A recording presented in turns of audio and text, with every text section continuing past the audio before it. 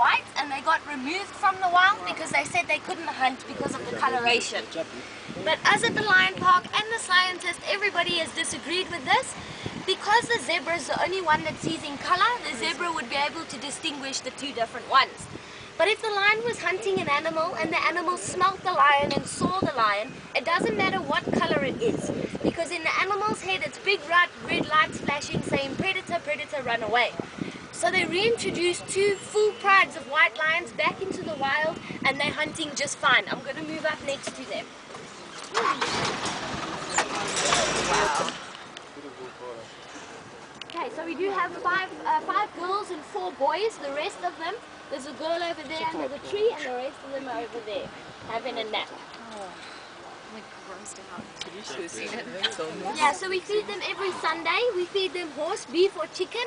Usually on a Wednesday it's chicken licken. It stimulates them to work for their food, so we give them dead chickens, but the feathers are still on the chicken. So they must pluck the chicken before they get to the meat. So it makes this lions here weigh about 120 to 150 kg, so they get about a good 30-40 kg on their own.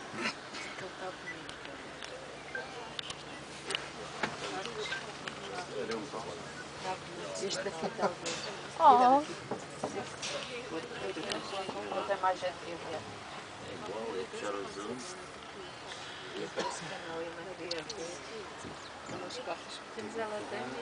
There's one coming up from behind.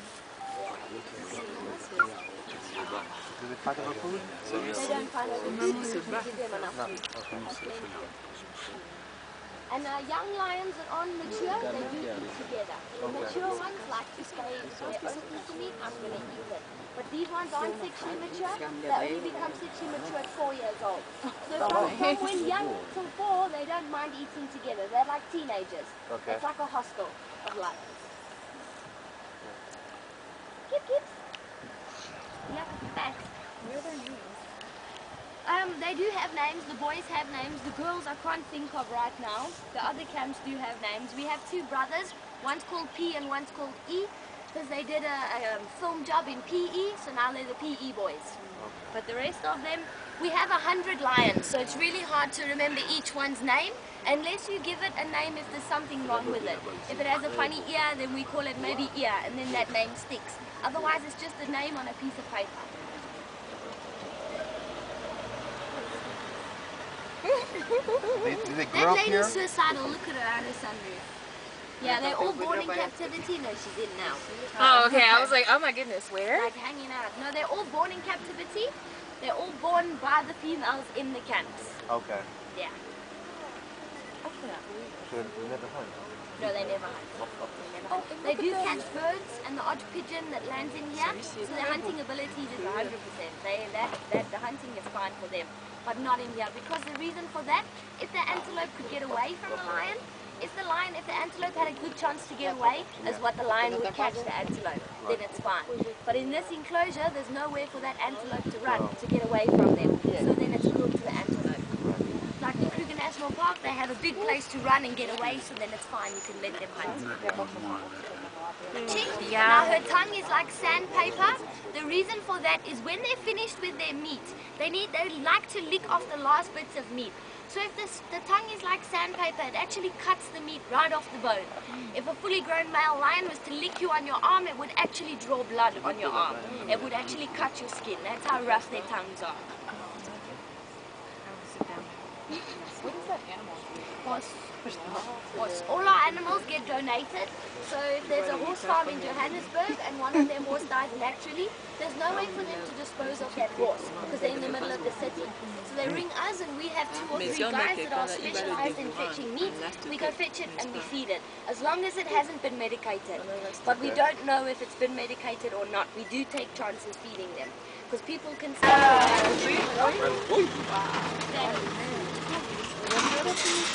Oh, there's more people with their windows. yeah, no, they can, as long as they're not hanging out. Now, we're very strict with the grass and the road rule. The cars are on the road, the lions on the grass. You can see how uncomfortable they get when you move close, because they're not using them with bottles, because the mother does not want them. She gave birth, and she just left them behind, and she never went back. So then we take the cubs. Why does that happen? She either thinks they're weak, they can be dehydrated, and remember, there's no weak one in a lion pride. So she'll rather leave it, let it die when it's a cub, than raise it to 1 year old until they're 1 year old. At 1 year, they're too big for our enclosures down there, so they get moved into this one. Now, they're all babies, believe it or not. They're under 4 years old, so for us, they're babies. At 4 years, they become sexually mature females and males with males, and that way they're happy, because they're with each other. Now, you can see the young males, they're starting with their manes. In the wild, a male lion will kick out these young males at this age, because he'll feel threatened by them, and he'll get rid of them, he'll see them as competition. But in the wild, what happens is also, your male will get challenged by a younger male. Then The maybe big ones if the still fight, smell the meat. the little ones have still got meat. That And the big ones want it. Yeah, it's actually. And they taste like that.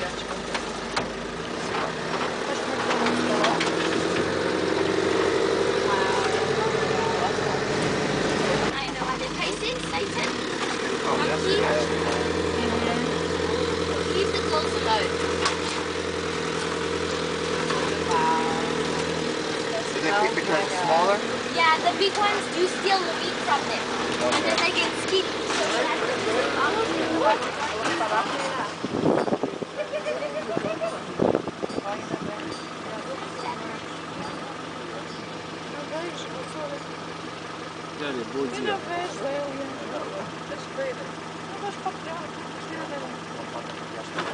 the boy that actually killed somebody. He's going to probably pop out of the bushes again somewhere.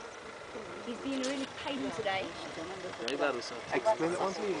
So we had a gentleman, he came to our front gate where you guys enter the park. He asked the guys at the front gate, can he please walk with the lions?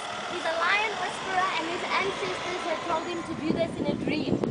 So we sent him away, we told him no, you can't do this. So now he's picked up that they're eating his meat and he's obviously the dominant one and it's his, so you'll all get off it.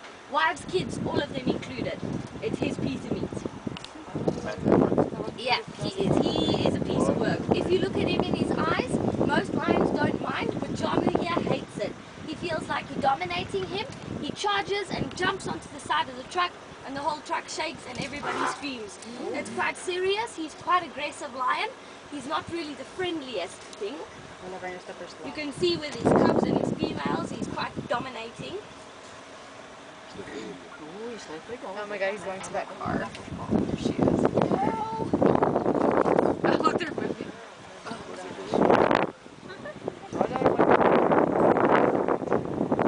Now lions, they sleep 18 to 20 hours a day, so they may be very fat and lazy, but they cover 100 meters in 6 seconds. The fastest man on the Olympics on the 100 meter was 9 seconds.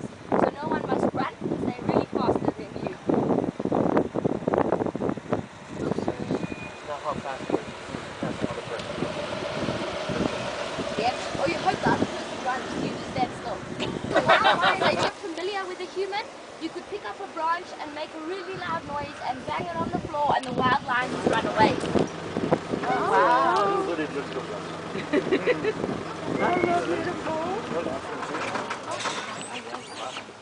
So this big boy is called Letatsi, which means the sun in English. He's about 10 years old and he's our largest lion. He weighs over 300 kilograms. A normal male lion weighs about 250. So Letatsi is also the first lion to be born on the park that's white. His dad was 4th generation Timbavati white, so he is an original white gene lion. Letatsi is also the first lion to have a root canal at the dentist. He had an infection in his two top teeth. But it was just the more going Oh my goodness.